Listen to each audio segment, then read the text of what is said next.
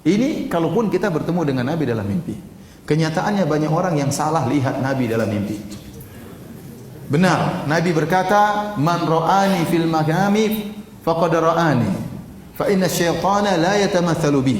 Kata Nabi sallallahu alaihi wasallam, barang siapa yang melihat aku dalam mimpi, sungguhnya dia telah melihat aku, karena setan tidak bisa meniruku. Setan tidak bisa meniru Nabi, tapi setan bisa ngaku-ngaku sebagai Nabi. Saya ulangi, setan tidak bisa meniru Nabi, tapi setan bisa ngaku-ngaku sebagai Nabi.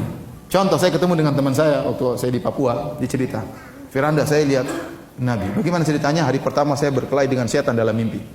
Terus hari kedua saya berkelahi dengan setan. Masya Allah, mukadimahnya bagus. Hari ketiga berkelahi dengan setan. Hari keempat saya bertemu dengan Nabi, dengan para sahabatnya. Bagaimana ciri-ciri Nabi? Nabi wajahnya bersih bercahaya. Ada jenggotnya enggak? Enggak ada. Dia bukan Nabi. Itu Nabi liberal itu. Salah. Ada orang juga pernah mengaku bertemu dengan Nabi. Nabi bersahaja, Nabi berwibawa. Gimana ciri-cirinya? Rambutnya putih semuanya, jenggotnya putih. Tidak benar. Nabi waktu meninggal tidak punya uban, tidak sampai 20 helai.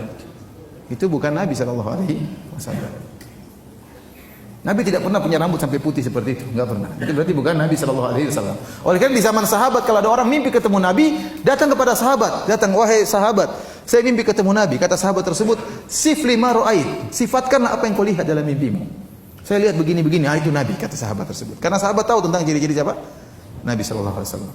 Dan ciri-ciri Nabi ada dalam kitab Syama'il Muhammadiyah. Ciri-ciri wajahnya bagaimana, pundaknya bagaimana, kepalanya bagaimana, sampai bulu dadanya bagaimana, semuanya dalam Syama'il Muhammadiyah dijelaskan tentang sifat-sifat fisik Nabi sallallahu alaihi wasallam, gaya cara jalannya bagaimana Rasulullah sallallahu, ya. Di antara hal yang aneh yang saya pernah dengar, ada yang pernah cerita, "Ustaz, saya pernah mimpi ketemu dengan Nabi, Ustaz. Sudah lama, tapi saya baru cerita sekarang, Ustaz." Kenapa? Karena saya aneh lihat Nabi sallallahu alaihi wasallam.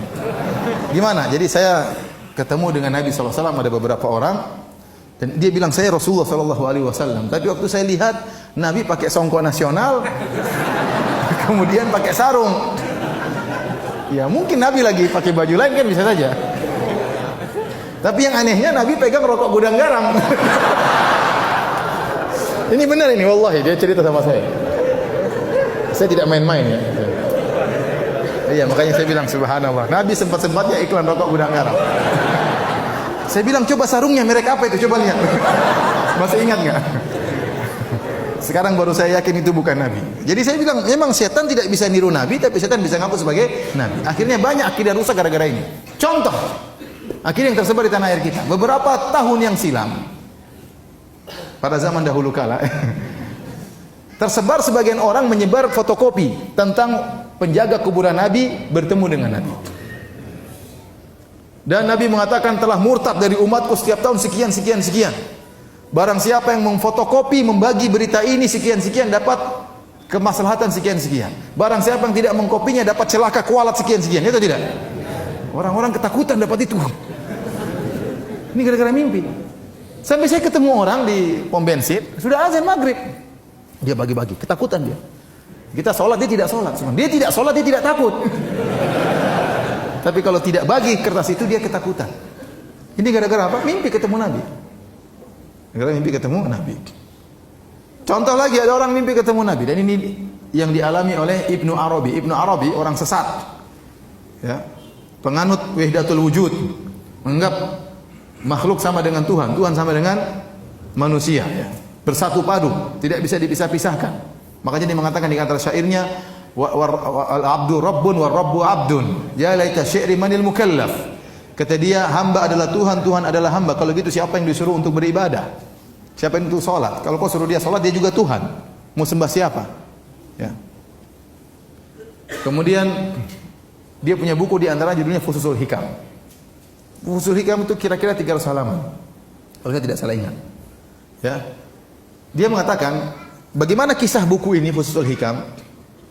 Dia mengatakan suatu malam saya di kota, disebutkan nama kotanya. Di malam sekian, tanggal sekian, saya bermimpi ketemu dengan Nabi sallallahu alaihi wasallam. Lantas Rasulullah SAW memberikan kepada saya buku ini. Wahai Ibnu Arabi, riwayatkanlah buku ini, sebarkan kepada manusia. Maka saya pun sebarkan buku ini. Buku inilah yang ada di hadapan Anda. Tidak saya tambah satu huruf pun dan tidak saya kurangi satu huruf pun. Ini datang sebagaimana dari Nabi sallallahu alaihi wasallam.